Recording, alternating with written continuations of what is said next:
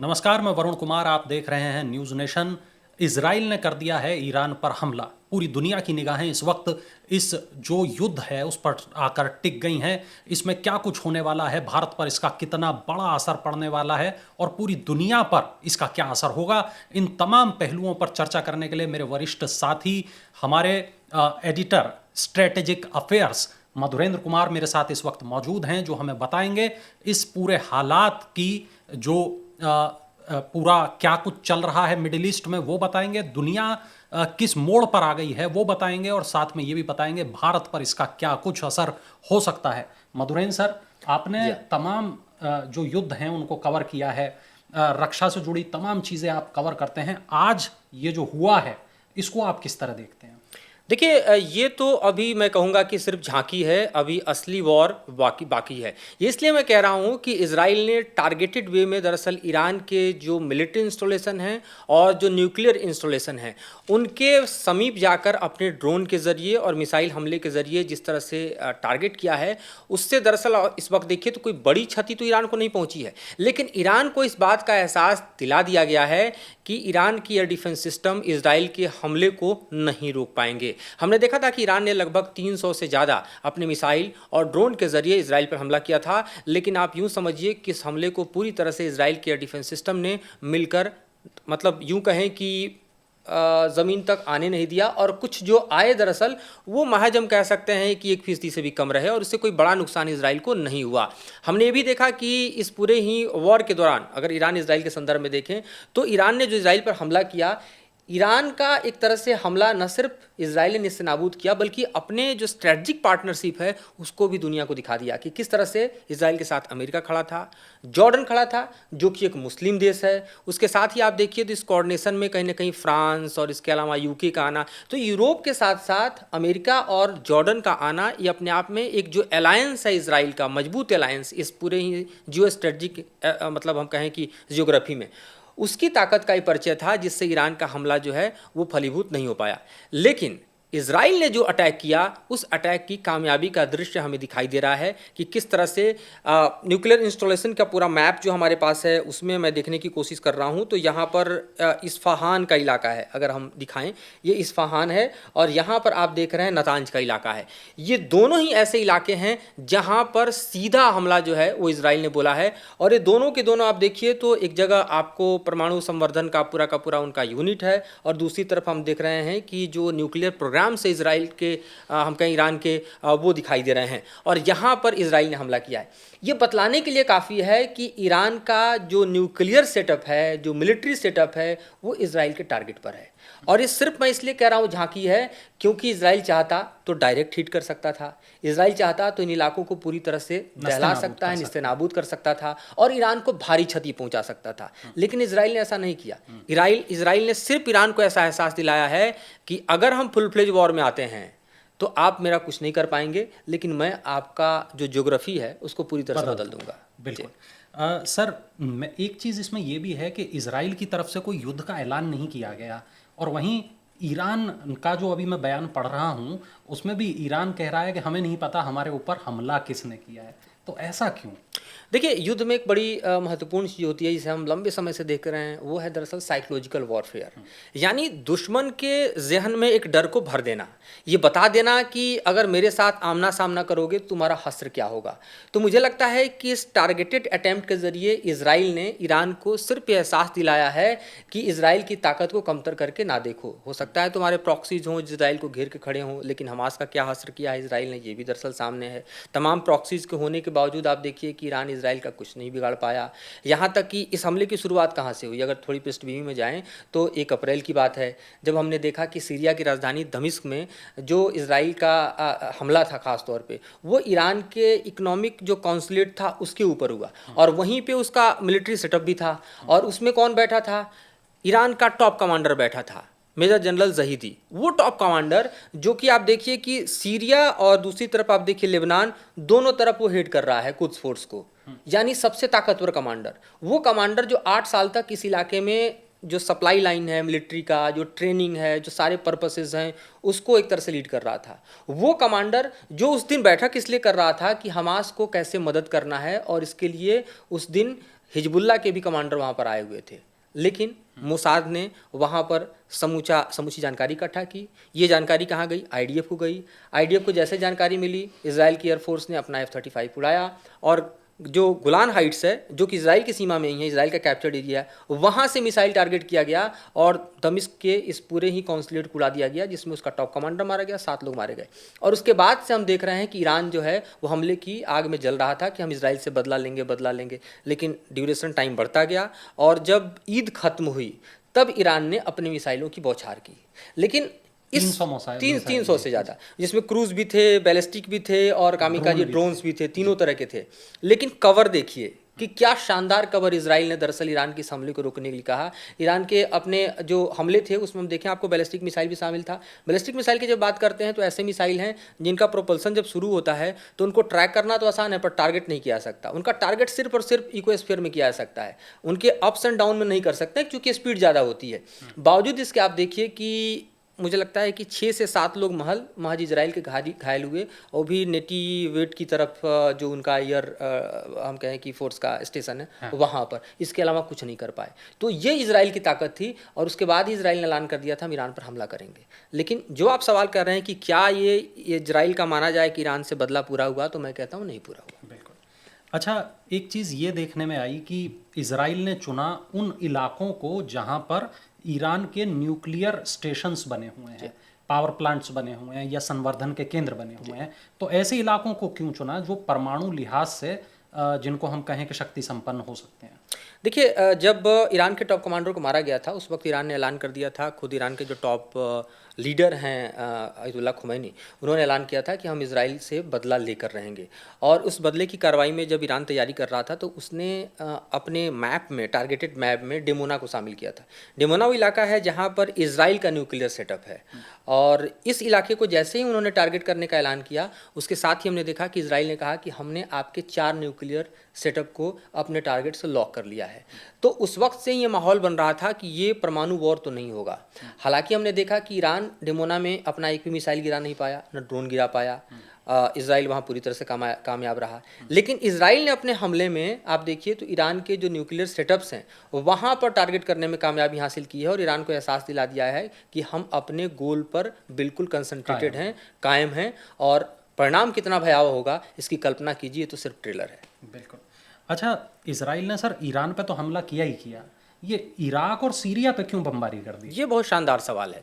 जब हम इजराइल को देखते हैं दरअसल और ईरान को देखते हैं तो इनके वॉर को आप देखिए 80s के बाद, तो आप यूँ देखिए कि जैसे जैसे अयतुल्लाह खुमैनी और उनके विचारधारा की सरकार ईरान में आई, उसके बाद उन्होंने इस्लाम को बढ़ावा देने के लिए, ख़ासतौर पे आप देखिए तो शिया इस्लाम को बढ़ावा देने के लिए अपने साथ साथ अपने जो प्रॉक्सीज़ हैं उनको तैयार किया इस पूरे रीजन में। जैसे हम देखते हैं कि हमास को उन्होंने यहाँ तैयार किया, फ़िलिस्तीन में, गाज़ा में खड़ा किया। आप देखिए कि किस तरह से हिजबुल्लाह जो है वो बैठा हुआ है, और वो लगातार जो है नॉर्थ बॉर्डर पर इजराइल के है, लेबनान से टारगेट कर रहा है, और बड़ा फोर्स है। जब हिजबुल्लाह की बात करते हैं तो सीरिया में लड़ने वाला ऐसे ट्रेंड फोर्सेज हैं जिनकी संख्या 30 से 40 हज़ार बताई जाती है, और उनके ताकत का अंदाजा ये लगाइए कि लगभग उनके पास 1.25 लाख से 1.5 लाख की संख्या में मिसाइल्स हैं और रॉकेट्स हैं। तो बेहद पावरफुल अगर सबसे बड़ा प्रॉक्सी माना जाता है तो हिजबुल्लाह को माना जाता है। तीसरा आप देखिए कि हुती जो यमन में बैठे हैं, जो कि मैरीटाइम बाउंड्री में लगातार टारगेट्स कर रहे हैं, उनका टारगेट इतना सटीक है कि वो अमेरिका का जहाज हो या यूके का जहाज हो, उसको पूरी तरह से वो अपने टारगेट से हिट करने में कामयाब हैं। तो जो आप गल्फ ऑफ एडन का इलाका देखते हैं या फिर मेडिटेरियन का इलाका आप देख रहे हैं, ये सारे ऐसे इलाके हैं जो बड़े व्यापारिक रूट हैं। ये ऐसे इलाके हैं जहाँ से यूरोप का और मिडिल ईस्ट का व्यापार जुड़ा हुआ है, तेल की सप्लाई जुड़ी हुई है, एनर्जी रिसोर्स जुड़े हुए हैं, और वहाँ पर अपने प्रॉक्सीज के जरिए कामयाब है ईरान हिट करने के लिए। वहीं आप आते हैं इराक की तरफ और सीरिया की तरफ, तो यहाँ पर सित्ते मिलिशिया हैं जो कि शिया मिलिशिया एक तरह से हैं। तो इस तरह से अपने प्रॉक्सीज के जरिए पूरी तरह से इजराइल को घेर कर खड़ा है ईरान। तो जब इजराइल ईरान पर अटैक करता है और उसके साथ साथ अगर सीरिया और इराक पर अटैक करता है, तो ये बतलाने के लिए काफ़ी है कि हम सिर्फ आपको ही नहीं मारेंगे, आपके प्रॉक्सीज को ही मारेंगे, क्योंकि इजराइल को पता है कि उसकी ताकत जो ईरान की है वो सिर्फ और सिर्फ ईरान तक सीमित नहीं है, उसके प्रॉक्सीज तक फैली हुई है। तो अगर इस पूरे ही हम कहें कि मैप से ईरान की ताकत को कम करना है और अपने आसपास भी कम करना है, तो प्रॉक्सीज को मारना होगा। हमें ये भी नहीं भूलना चाहिए कि हमास जो कि 20 किलोमीटर के फैले गाजा में अपनी ताकत को एकत्रित करके बैठा था, उसने इजराइल पर हमला किया। इजराइल के 7 अक्टूबर के हमले की हम बात कर रहे हैं पिछले साल की, जिसमें 1200 लोग करीब करीब इजराइल के मारे गए।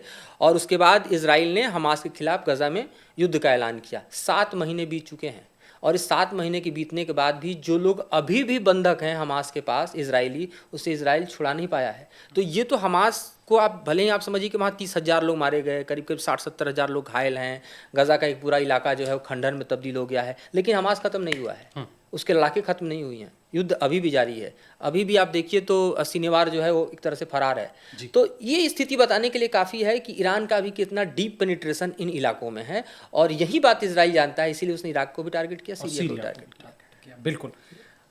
सर, एक सवाल जो मुझे लगता है वो ये कि इजराइल की अब आगे क्या तैयारी है? ये जितने भी दुश्मन हैं इनसे निपटने के लिए आगे तैयारी क्या है, क्या करेगा अब इजराइल? देखिए, इजराइल को अपने अस्तित्व को बचाए रखने के लिए जो लड़ाई है उसे जारी रखनी पड़ेगी, और इस लड़ाई में उसका सबसे बड़ा, अगर हम देखें तो टारगेट क्या है, सबसे बड़ा टारगेट ईरान है। क्योंकि ईरान का मानना है कि इजराइल को इस नक्शे में नहीं होना चाहिए। इजराइल मुसलमानों की ज़मीन पर कब्जा करके बैठा है, ये ज़मीन फ़िलिस्तीन की है, और इजराइल को एविल मानते हैं। वहीं आप इजराइल के नज़रिए से देखिए तो ईरान को मानता है कि वो टेरर नेशन है, जैसा कि यूएन में भी मूव किया था अभी इजराइल ने, और उसने कहा था कि इसको टेरर नेशन घोषित किया जाए। क्योंकि जो आईआरजीसी है उसके कुछ फोर्स को देखें, आईआरजीसी के अपने एक्शंस को देखें, जिस तरह से वो प्रॉक्सी को तैयार करता है, जिस तरह से वो टेरर पूरी तरह से फैला रहा है, तो ये एक तरफ से इजराइल के ही अस्तित्व की लड़ाई है। चूंकि ईरान इजराइल के अस्तित्व को खत्म करना चाहता है, और इजराइल को पता है कि वो अपने अस्तित्व को बचाने के लिए ईरान को किसी भी हद तक डैमेज कर सकता है, तो ये लड़ाई तो खत्म नहीं होने वाली। मुझे लगता है कि लड़ाई और आगे बढ़ने वाली है। ये और बात है कि अमेरिकन फोर्सेस के ज़रिए, मिडिल ईस्ट फोर्सेस के ज़रिए कुछ दिनों तक, कुछ समय तक दबा के रखा जाए कि आप लोग थोड़ा रेसिस्टेंस बरतिए। भारत के संदर्भ में जैसा कि आपने कहा, भारत की भी कोशिश होगी कि डिप्लोमेटिक चैनल से बात हो, और कहीं ना कहीं डिप्लोमेटिक चैनल से बात करने के लिए हम देखें कि कतर का रास्ता खोला गया था, जहाँ पर दरअसल प्रेजेंस हमास का भी है, ईरान का भी है, अमेरिका का भी है, और उसी के बदौलत कुछ दिनों का जो ट्रूस था वो भी हमने देखा था, जिसमें सैकड़ों लोग जो इजराइल के हैं वो रिहा भी हुए थे। 5 दिनों तक युद्ध थमा भी था हमास और इजराइल का। लेकिन इन सब के बावजूद आप देखिए तो जो दोनों ही देशों के बीच में तनाव का कारण है, युद्ध का कारण है, वो जस का तस है। और इस स्थिति में अब ये देखना है कि इस ट्रेलर के बाद इजराइल क्या करने वाला है, क्योंकि इजराइल पर ईरान का हमला साधारण हमला नहीं था, और ये जो हमला इजराइल ने ईरान पर किया है वो सिर्फ और सिर्फ एक झांकी है। तो मैं डराने के लिए है, ये बताने के लिए है कि आप हमारी ताकत को टेस्ट कर रहे हैं तो आपका परिणाम क्या होगा। बिल्कुल। अच्छा सर, इससे जुड़ा हुआ एक सवाल, अगर ये झांकी है तो यदि फुल फ्लैश्ड अगर युद्ध हो गया दोनों देशों के बीच, तब क्या होगा? बिल्कुल। क्या मैं ऐसे ये मान लूं कि ये वर्ल्ड वार में बदल जाएगा, परमाणु युद्ध में बदल जाएगा, मिडिल ईस्ट पर इसका क्या असर होगा, और ये किस तरीके से ज्योग्राफी को यहाँ बदल सकता है? बिल्कुल वाजिब सवाल है। ये किसी भी हद तक जा सकता है, मतलब इसको इमेजिन करना अपने आप में कहें आज की तारीख में बेहद मुश्किल होगा। लेकिन अगर हम इजराइल के प्लान को ज़रा समझने की कोशिश करें, क्योंकि आप इजराइल और ईरान के बीच देखते हैं तो लगभग 1800 किलोमीटर की दूरी है, लैंड बाउंड्री दोनों का नहीं है एक दूसरे के साथ। अगर इजराइल की सेना ने ईरान पे हमला किया है तो उसको जाहिर है कि सीरिया क्रॉस करते हुए, सऊदी होते हुए और टर्की से होकर ईरान के एयर स्पेस में जाना होगा। तो आप समझिए कि बीच में 2 से 3 देशों का एयर स्पेस आता है जिसको क्रॉस करना है। और यहाँ पर आप देखिए तो मिडिल ईस्ट में प्रेजेंस किसका है? अमेरिकन फोर्सेज का है। चाहे आप सऊदी में देखिए, चाहे आप कतर में देखिए, चाहे आप यहाँ तक कि कुवैत में देखिए, ये सारे ऐसे इलाके हैं जहाँ पर अपने फोर्सेज के साथ अमेरिका बैठा हुआ है, जो कि इजराइल को सपोर्ट कर रहा है।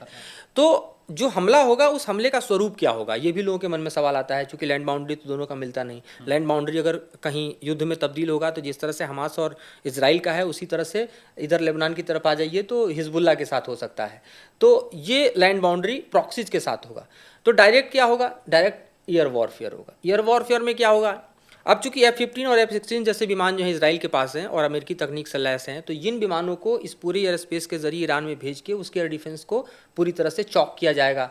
वहाँ पर F-15 और 16 कुछ इस तरह के लहर चला सकते हैं जिसके चलते उसके एयर डिफेंस सिस्टम की ईरान को मारा जाए। और फिर F-35 जैसा ताकतवर एयरक्राफ्ट जो है वो है इजराइल के पास, जो कि अमेरिकी टेक्नोलॉजी से लैस है, जो TB600 जैसे बॉम्ब को वहाँ गिरा सकता है। तो वो ईरान की इस तरह के मिलिट्री इंस्टॉलेशन को, इस तरह के न्यूक्लियर इंस्टॉलेशन को टारगेट कर सकता है और ईरान को भारी क्षति पहुंचा सकता है।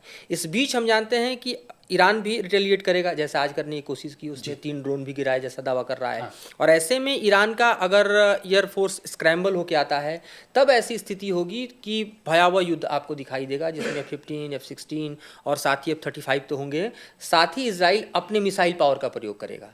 और ऐसे में इजराइल के मिसाइल आपको ईरान पर गिरते नजर आएंगे और ये एक युद्ध ऐसा होगा जिसमें चूंकि 3 देशों का एयर स्पेस इन्वॉल्व हो रहा है, तो आप यूँ समझिए कि 3 देश तो ऑलरेडी इंगेज हो गए, चाहे वो इजराइल की तरफ हो या ईरान की तरफ हो।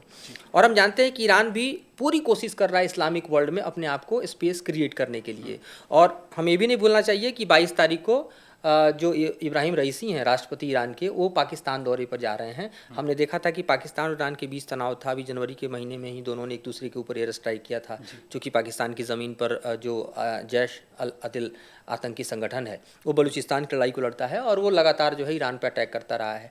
तो उसके ऊपर एयर स्ट्राइक ईरान ने किया था, बदले में पाकिस्तान ने भी ईरान पर स्ट्राइक किया था। लेकिन अब इन दोनों देशों के संबंध सुधर रहे हैं। तो ये इसके मायने क्या है? इसके मायने यह है कि ईरान इन तमाम चीज़ों को भूलकर अपना ग्लोबल स्पेस बढ़ाना चाहता है और चाहता है कि कुछ मुस्लिम देश उसके साथ हैं, और इसमें पाकिस्तान की बड़ी भूमिका हो सकती है, क्योंकि पाकिस्तान को भी इस वक्त पैसे की दरकार है। तो इसके बदले ईरान जो है चाबार के साथ जो उसका पाइपलाइन प्रोजेक्ट है उसको शुरू कर देगा। तो यहाँ एनर्जी जो रिसोर्सेज हैं पाकिस्तान में वो थोड़े सस्ते हो जाएंगे, उसकी इकोनॉमी का बर्डन कम होगा, बदले में ईरान को पैसा भी मिलेगा। लेकिन साथ ही साथ आप देखिए ईरान को 2 बड़ी चीज़ें मिलेंगी, एक तो पाकिस्तान जैसा मुस्लिम पावर और दूसरा मिलिट्री पावर। क्योंकि पाकिस्तान की मिलिट्री पावर की जब हम बात करते हैं तो ये चाइना, रसिया और अमेरिका तीनों को कनेक्ट करता है, क्योंकि समय समय पे पाकिस्तान तीनों को बार्गेन करता रहा है। और करंट पोजीशन अभी पाकिस्तान का ऐसा है कि वो रसिया से भी हथियार लेके सप्लाई ईरान को कर सकता है, चाइना से भी लेके ईरान को हथियार की सप्लाई कर सकता है। तो ये बड़ा इंपॉर्टेंट डेवलपमेंट है जो देखना चाहिए। और मुझे लगता है कि ईरान भी इस वॉर जोन में आने से पहले ये पूरी तैयारी करके आएगा। बिल्कुल बिल्कुल। तो मुझे उम्मीद है कि आपके जहन में जो सवाल हैं उनके जवाब आपको मिले होंगे। लेकिन फिर भी यदि इस मुद्दे से जुड़ा अगर कोई सवाल आप पूछना चाहते हैं तो नीचे कमेंट बॉक्स में उसे ज़रूर कमेंट करिएगा, ताकि हमारे एक्सपर्ट दोबारा इस तरीके का सेशन हमारे साथ करें और आपके सवालों के जवाब दें। नमस्कार। धन्यवाद।